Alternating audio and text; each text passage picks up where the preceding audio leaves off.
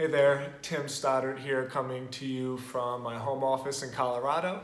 Today, I want to tell you a personal story about something that I experimented with, an experience I had that completely changed the way I think about presenting my ideas and putting myself out there to grow my business.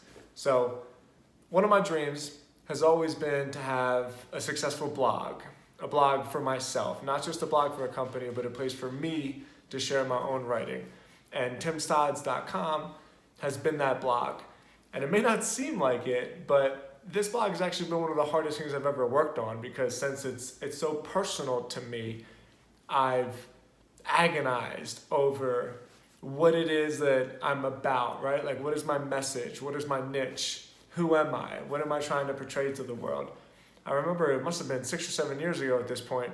I was at a family vacation and I was driving in the backseat of my dad's car with my sister. My sister and I were in the back. And I was throwing all these ideas at her. And she was just like, I don't know, just write. Just write whatever you want to write about.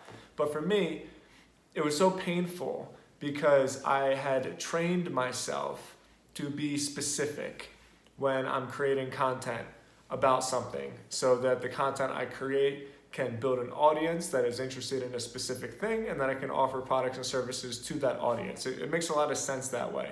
But when you're writing personally, when you're writing about yourself, it's very, very difficult because we're all complicated and it's hard to define yourself into a box. So anyway, at the beginning of this year, at the beginning of 2022, I wrote an article and I was looking for a featured image for it. And I couldn't find anything on stock images that really fit. And also, I remember being really frustrated because so many of the blogs I see out there have like the same stock images over and over and over again. Quite literally, there's like 10 of them that I see just rotated everywhere on the internet. And so I had a ridiculous idea to make a meme out of it. I took a stock image and then I had my designer basically outline a crop of my face and then stick my face on the image. And it looks ridiculous. But when I published it, it immediately spoke to me because it had pattern interrupt, which means like it was different. So as people were, mindlessly scrolling social media, they would always stop at this image just because it was so different. It was easy, but most of all, it was lighthearted. And it was in that moment exactly that I said to myself, you know what? I don't always have to take myself so seriously. And from that point on, every single article I posted on my blog has a ridiculously dumb and lighthearted and satirical and just silly featured image. It's a tactic that doesn't make any sense. But that exercise alone just broke this restriction I had in my mind that said the stuff that I create and my brand, my personal brand has to be a certain way. It has to be professional.